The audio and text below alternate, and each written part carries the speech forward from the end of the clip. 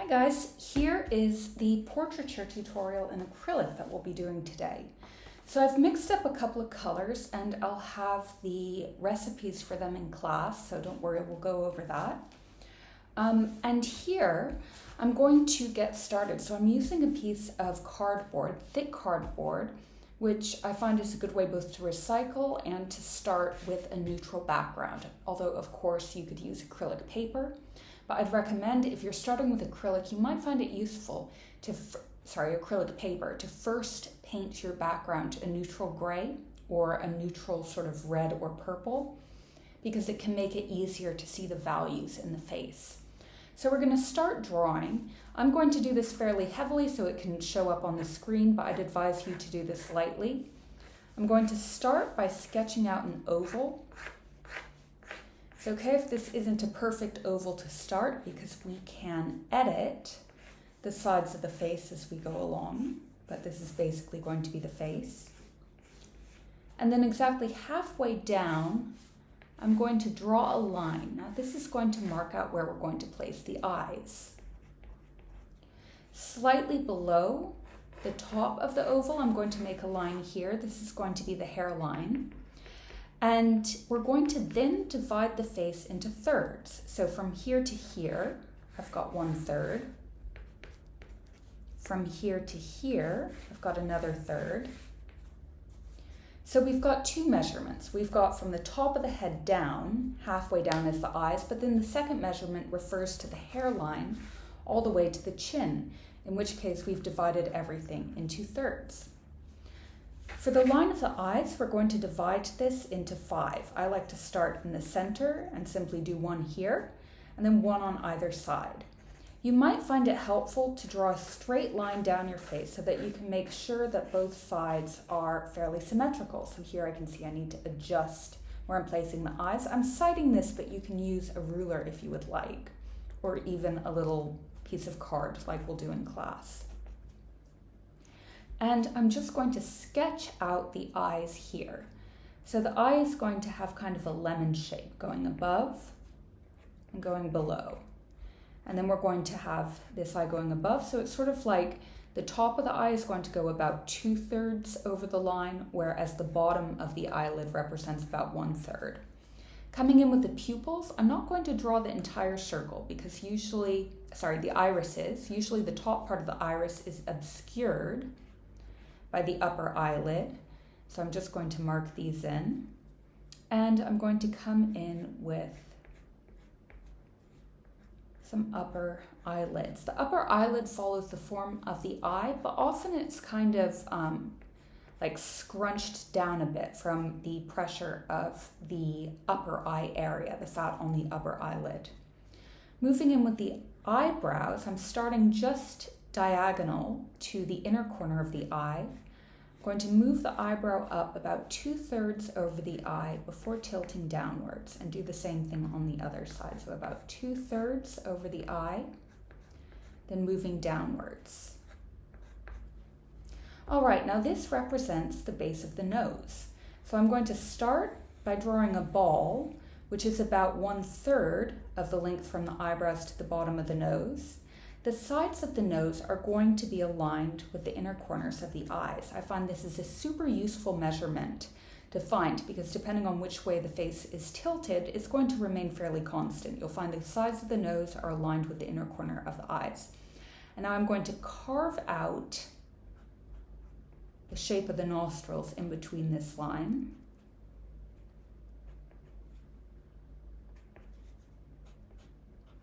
And some other details that are going to be useful for identifying the planes of the face. So I'm moving inwards here on either side of the eyebrows and then out as I move towards the base of this circle and then inwards again. I'm also going to mark out the area on the underside of the nose that's going to be catching the shade and how that moves over to the sides.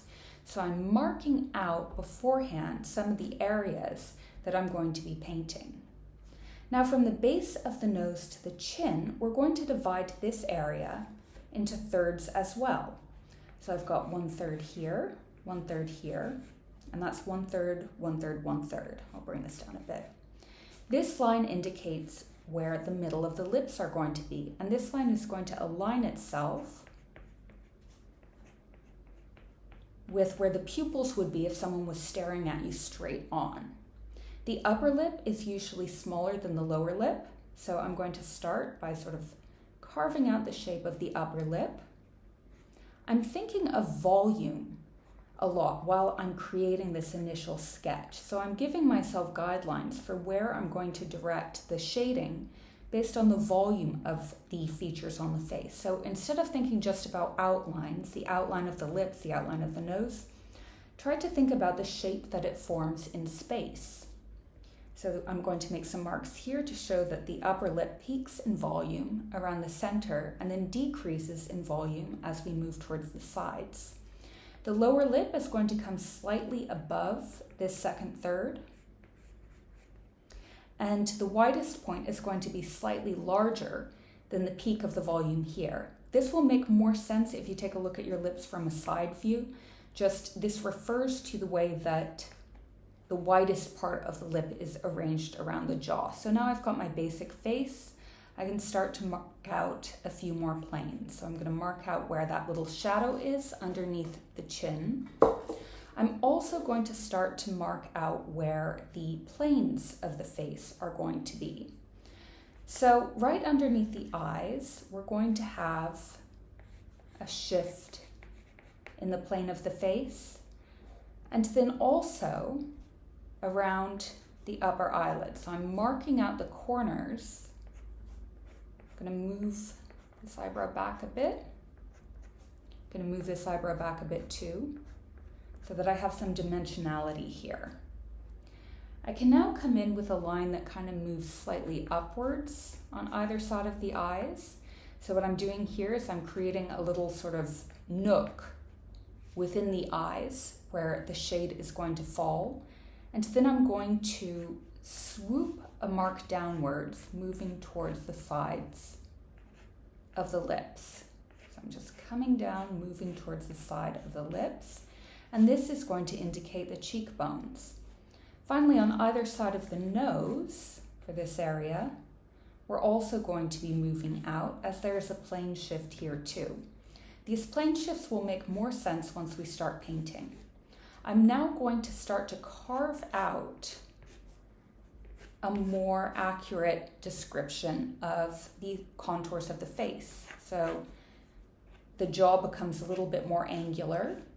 I'm moving in a little bit as we move towards the temples. And the forehead also is going to have different points of volume. So we're going to have an area here. This can represent the highest point in the forehead. And this is going to move sort of outwards along the bridge of the nose. And we're going to come back in like this. Finally, I'm going to put in some marks for the hair and ears. So the hair will come back here. I'm going to find out where the ears are by looking at where they align in relation to the eyebrows and where the bottoms of them align in relation to the nose. We won't go into too much detail on the ears in class. Usually we're just seeing them in side view, but they can indicate which way the head is tilting, so they are important to get in. We're just seeing these off in the periphery. And now I'm just going to make the hairline come up a bit.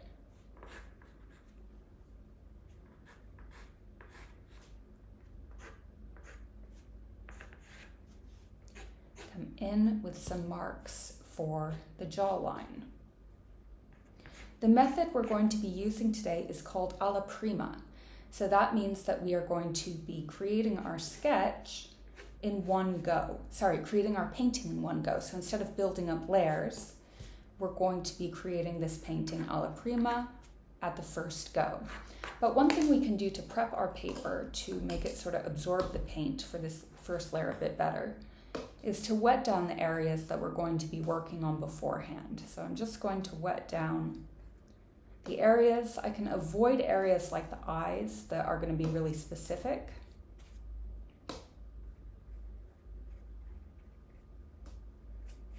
And this is just going to help the paint flow a bit. We're going to be using pretty thick layers, however, so instead of creating lighter areas by diluting the paint, we're going to be adding lighter areas by adding white.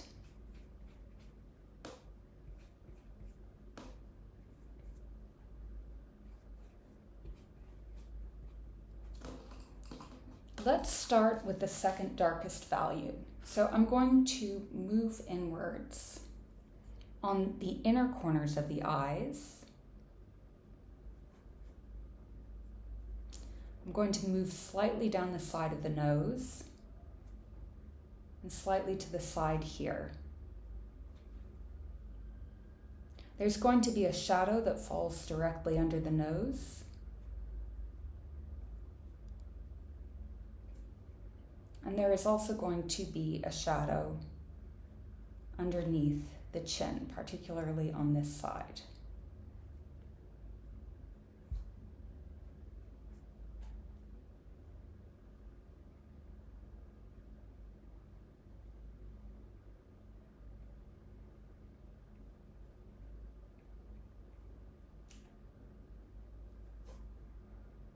Going to paint in some darker values coming across the upper eyelid.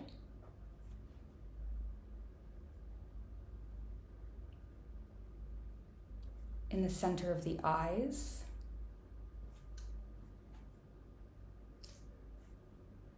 And on the corners of this upper eyelid. There will be a little bit of shade underneath the eyelid and also shade in the eyebrows. The bottom of the nose is going to catch the shade too, as will the upper lip.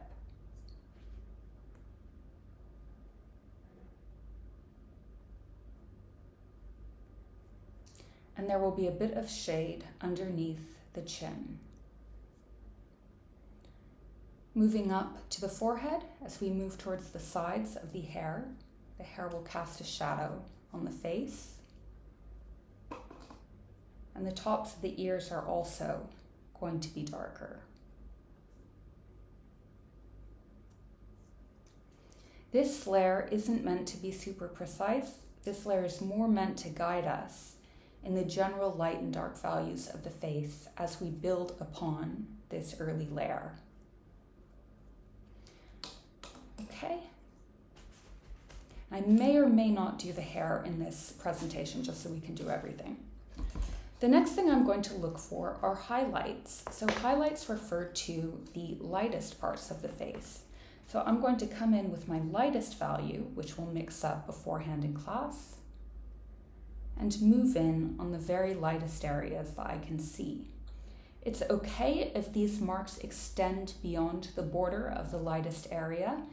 So it's okay to make them larger. So veer towards larger rather than smaller when you're mapping out the highlights. And try to make your paint thick enough so that it creates a consistent surface. I'm placing this highlight around the bridge of the forehead where I've put down this line.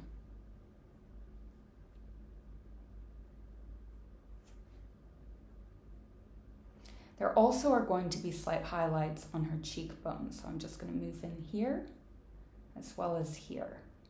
And a highlight is a little bit cooler, so I'm adding in a little bit more of my cool to lighter value along the chin.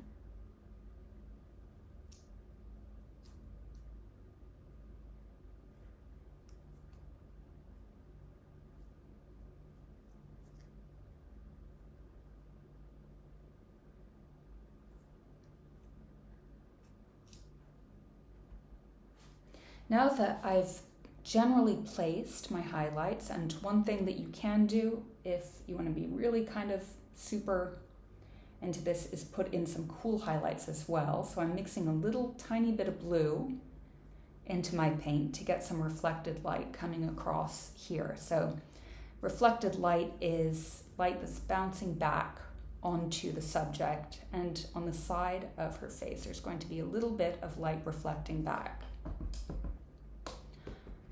I'm now going to move into my midtones, my darker and midtones, using a flat brush so that I can quickly mix these values together. I'm going to start on the side of the face. So I'm going to start just by placing these down and working section by section so I can blend very quickly. So on either side of the forehead, I'm placing these down, my darkest midtone. Second lightest midtone is going to come up here. It's a bit red, so I'm going to just quickly mix some white back into that, so that's not quite as intense. Just mixing that up. It will be a little bit cooler with the addition of white.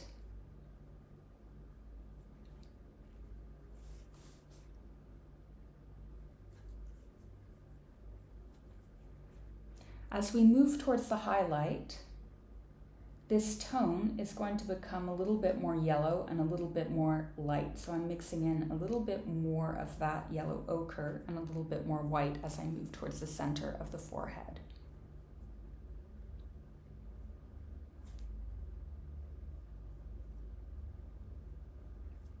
So now that I've placed these colors side by side, I'm going to clean my brush, dry it, and then very quickly feather across these areas so that they blend.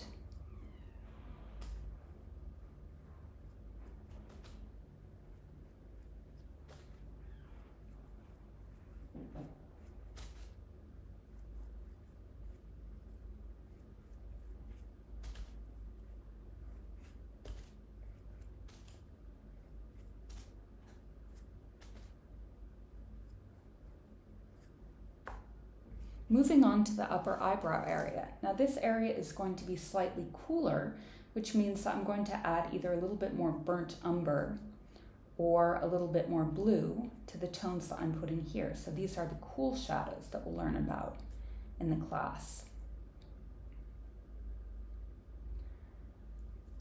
And I'm going to start glazing over, that needs to be a little bit darker. So glazing over the dark areas I've already placed down. Starting on the sides. And then coming in with a lighter value in the center. Again, using my flat brush that's totally dried, I'm going to come back in and blend this area.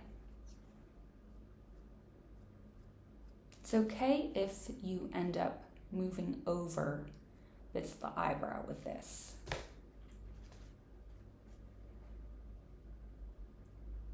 going to just come back in and make sure that this area is nice and dark.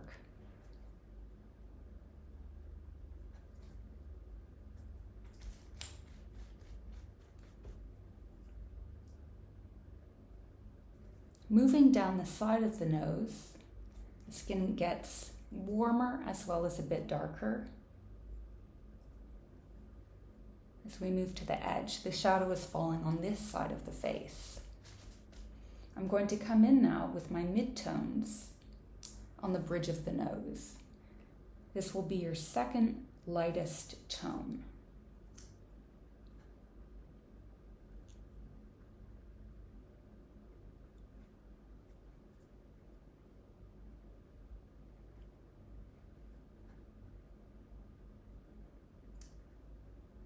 And now moving on the opposite side of the face. Sorry, of the nose.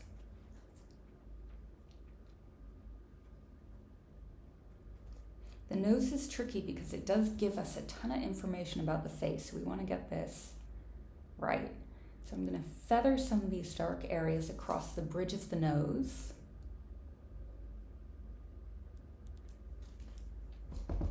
And I'm going to reinforce that highlight that's getting a little bit lost. So I'm going to add a little bit more white to my highlight value and make sure that I've got this moving down and peaking around here. The underside of the nose often reflects the colors in the lips. And it's going to be a bit darker and cooler. So I'm going to mix together some more of that cooler value by adding some burnt umber into my midtone. And then coming along the underside of the nose.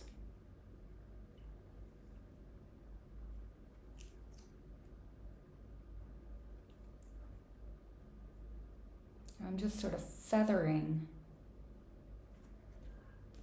these contours together. Next, the nostrils. We're going to have a bit of light on the upper side of the nostrils.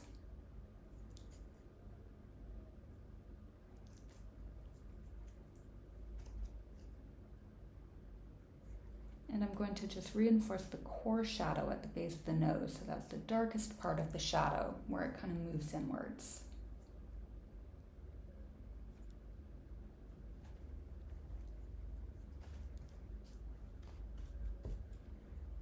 Okay, now moving on to the cheeks. So I've got the lightest values down first. Now I'm going to start in with second lightest values on either side. And darker midtones as I move towards the under eye area. And I'm just going to glaze over that dark area that I've placed in. I'm going to come back over with my brush and feather this area. And I'm going to feather it over the eyes as well, because the eye is going to be reflecting some of the tones in the face.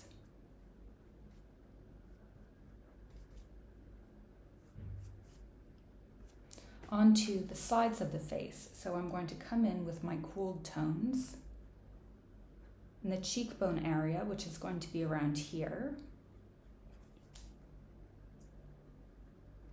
One side is a bit cooler, so I've added more burnt umber. And then the middle midtone, so the second midtone, second darkest midtone right next to that.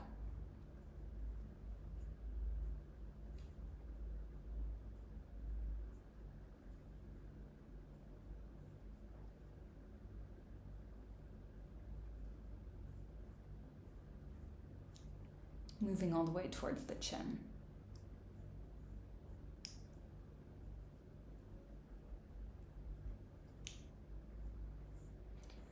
And now I'm just pulling this color over the underside of the chin, which I've already marked out.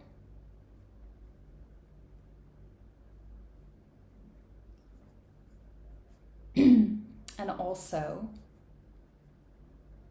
to the side of the nose, so along this line.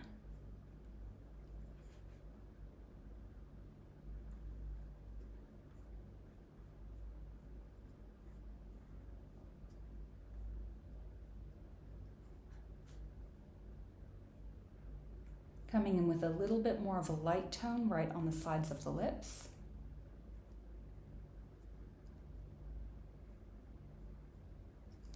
And now quickly back with my clean dry brush to mold these together.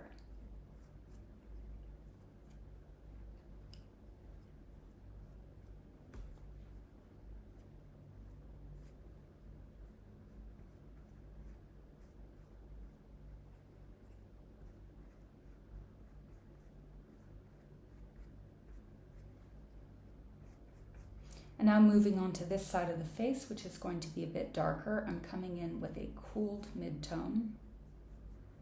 I've cooled it by adding some burnt umber.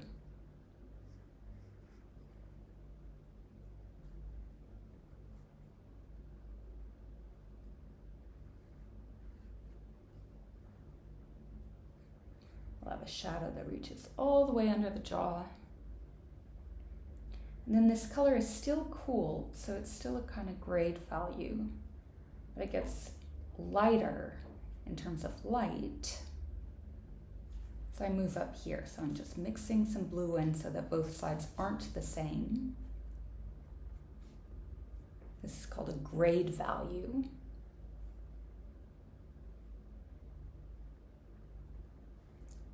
To get the tone correct on this side of the face. And I'm going to bring that color all the way over above the lips before moving in with some lighter color here.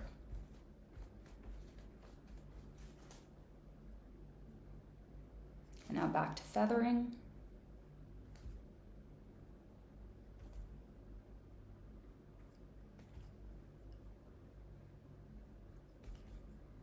Oops. The great thing about acrylics is that you can always paint over areas. So you don't need to get it right on the first go, although we don't want to be kind of overloading our painting with paint, because at a certain point you'll get these really unpleasing chunky layers. I'm going to also move the paint into the area of the lips, and for this, because I'm going to spend more time there, I'm just going to feather it over the lips so that I can just see them, but I don't have to worry about contouring just yet. Okay, now while my paint is still relatively wet, I'm going to just reinforce some of those highlights by adding back in some of my highlight value across the cheekbones.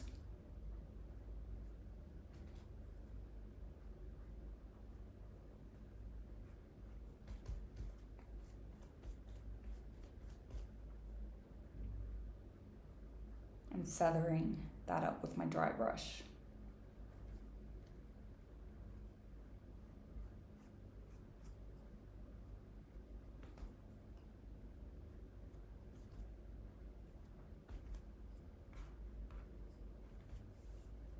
With acrylics, it can be sometimes hard to tell, and the same goes for gouache and watercolor, what color your paints are going to dry to, because there will be some change as they dry on what layers they're going to pick up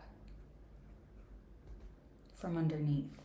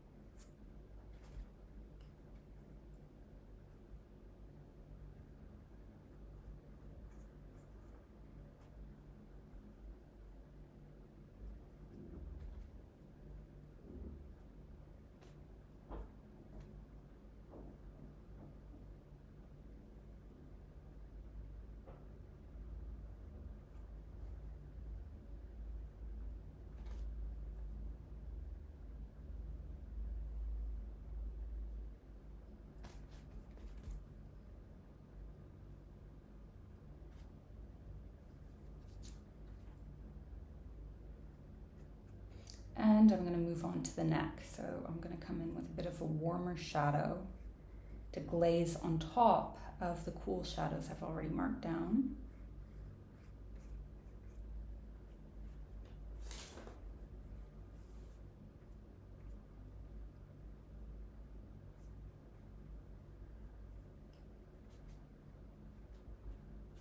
Graduating into some lighter areas on the sides of the neck.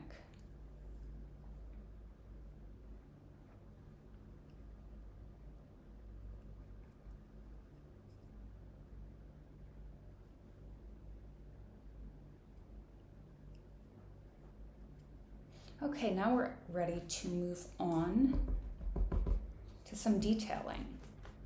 Oh, I forgot the ears. I'm just going to come in with a kind of redder color at the top of the ears where the light's hitting, and then a little bit more the lighter color right underneath, and then mix that together.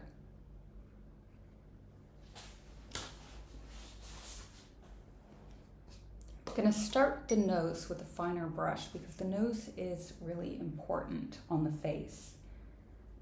The nose sits on two different planes of the face. So if you take a look at your nose, it sits on what basically for humans is the muzzle of the face. So where the face sticks out a bit. So it does tell the viewer a lot about who the person they're looking at is.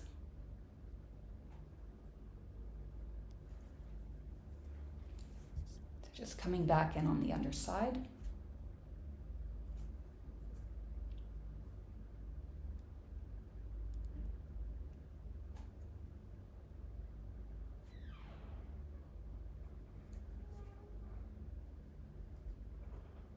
And the sides. Just going to turn this light off so you can see without the glare. Whoops, is that better or worse? I think that's worse. I'm going to turn the light back on.